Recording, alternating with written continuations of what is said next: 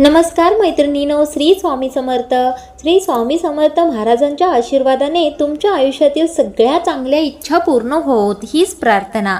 मैत्रिणींनो, श्रावण महिना संपत आहे आणि श्रावण महिना संपतेवेळी एक अमावस्या येते आणि ती अमावस्या आहे पिठोरी अमावस्या. आज मी तुम्हाला याच अतिशय महत्त्वाच्या पिठोरी अमावस्येबद्दल छान माहिती सांगणार आहे आणि एक उपाय देखील सांगणार आहे. आपल्या हिंदू संस्कृतीत अमावस्या हा दिवस खूप महत्त्वाचा मानला जातो. प्रत्येक अमावस्येला एखाद्या ना एखाद्या देवी देवतांशी निगडीत महत्त्व असतेच. त्यातील एक अमावस्या म्हणजे पिठोरी अमावस्या. ही अमावस्या 22 ऑगस्ट म्हणजे शुक्रवारी आलेली आहे. पिठोरी अमावस्या विशेषतः महिलांसाठी अत्यंत शुभ मानली जाते. या दिवशी आई आपल्या कुटुंबासाठी, पतीसाठी, मुलांसाठी, सुखशांतीसाठी उपाय करते. तर पिठोरी अमावस्या या दिवशी उपाय का केले जातात, या अमावस्येला इतके महत्त्व का आहे ते जाणून घेऊया. आज आपण प्रत्येक महिला करू शकतील अशाच एक सोप्या पण अतिशय प्रभावी उपायाबद्दल जाणून घेणार आहोत. पिठोरी अमावस्येला मुलांना गोड खाऊ वाटणे हाच उपाय आहे. हा उपाय इतका सोपा आहे की घराघरातील प्रत्येक स्त्री सहज करू शकते, पण त्याचे परिणाम मात्र अमूल्य आहेत. उपाय दिसतो तितका साधा नाही, त्याचे परिणाम खूप जास्त होतात. मुलांचे आरोग्य, त्यांचे आयुष्य, घरातील आनंद आणि समृद्धी यावर त्याचा सकारात्मक परिणाम शीघ्र दिसायला सुरू होतो. चला तर मग उपायाबद्दल सविस्तर जाणून घेऊया. सर्वप्रथम आपण जाणून घेऊया की पिठोरी अमावस्या इतकी महत्त्वाची का मानली जाते बरं. आपल्या पुराणामध्ये असे वर्णन आहे की या दिवशी माता पिठोरीची उपासना केली तर आईच्या पोटी जन्मलेली अपत्ये सुरक्षित राहतात. मुलांवर कोणतेही संकट आले तरी माता पिठोरी त्यांचे रक्षण करते. याच कारणामुळे या अमावस्येला पिठोरी अमावस्या असे नाव देण्यात आले आहे.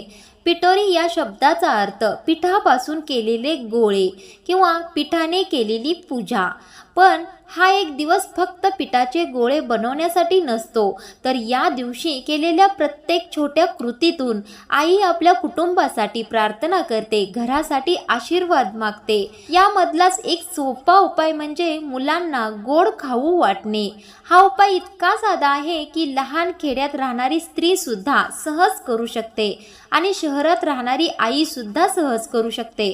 ना जास्त खर्च, ना अवघड विधी, फक्त मनाचा भाव आणि थोडा गोड पदार्थ. तर आहे ना सोपा उपाय, नक्की करा. चला तर थेट आपण मुद्द्यावर येऊया. पिठोरी अमावस्येला महिलांनी मुलांना गोड खाऊ वाटावा. हो, इतकं सोपं पण साधा उपाय देखील आपल्या संस्कृतीत फार मोठा अर्थ घेऊन येतो. कारण गोड म्हणजे आनंद, गोड म्हणजे समृद्धी, गोड म्हणजे सौख्य आणि गोड म्हणजे समाधान. मुलांना गोड पदार्थ दिल्याने त्यांचं आयुष्य गोड होतं, त्यांचं बालपण आनंदी होतं आणि त्यांच्या पुढच्या आयुष्याचा मार्गही सुखाचा होतो अशी श्रद्धा आहे.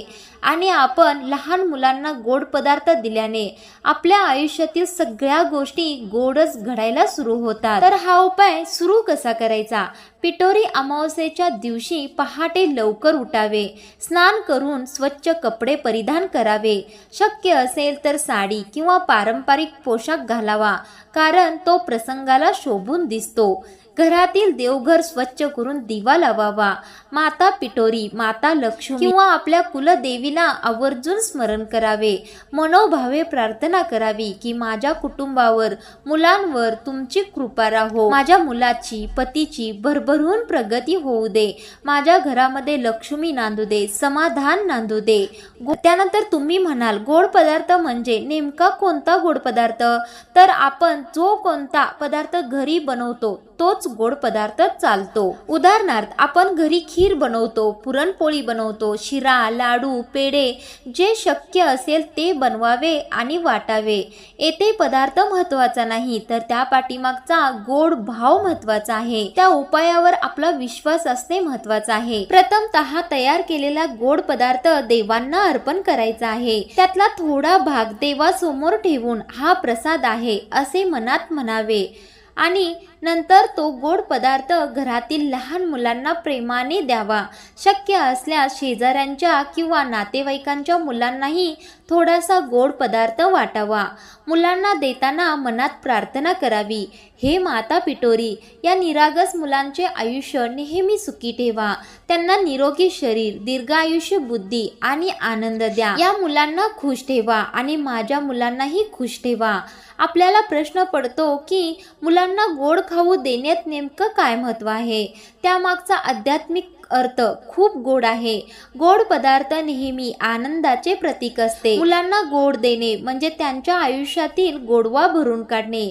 देवाला गोड नैवेद्य दाखवून तोच गोड पदार्थ मुलांना दिला तर देवाचा आशीर्वाद थेट त्यांच्या आयुष्याला लागतो. आईच्या हृदयात मुलांसाठी असलेली माया या छोट्याशा कृतीतून देवापर्यंत पोहोचते. तर गोड प्रसाद मुलांना दिल्याने आईच्या भावनांचा कंपन त्यांच्या मनावर सकारात्मक परिणाम करतो. ही फक्त श्रद्धा नाही तर मानसशास्त्रीय दृष्टिकोनातूनही खरे आहे. या उपायांमुळे दीर्घायुष्य मिळते. पुराणांमध्ये वर्णन आहे की पिटोरी अमावस्येला केलेल्या पूजेमुळे आपल्या मुलांचे आयुष्य वाढते, घरातील आनंद वाढतो. लहान मुले जेव्हा आनंदाने गोड पदार्थ खातात तेव्हा त्यांच्या हास्याने संपूर्ण घर उजळून निघते. आईला समाधान मिळते. आईच्या मनातील काळजी, भीती, चिंता कमी होते.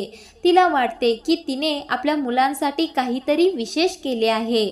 त्यानंतर या गोड प्रसादामुळे देव कृपा लाभते.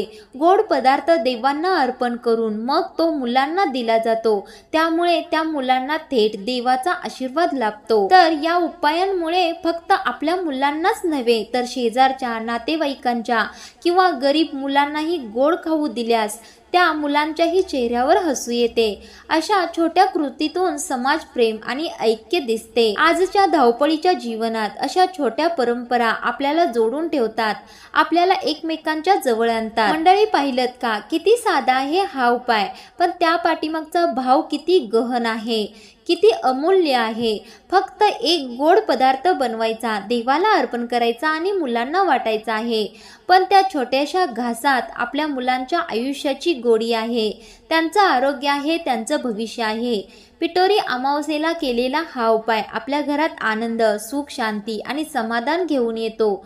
जर तुम्हाला हा उपाय आवडला तर व्हिडिओला लाईक नक्की करा आणि आपल्या चॅनलला सबस्क्राईब करायला विसरू नका. चला तर पुन्हा भेटूया अशाच माहितीपूर्ण व्हिडिओ बरोबर. तोपर्यंत कमेंटमध्ये श्री स्वामी समर्थ लिहायला विसरू नका.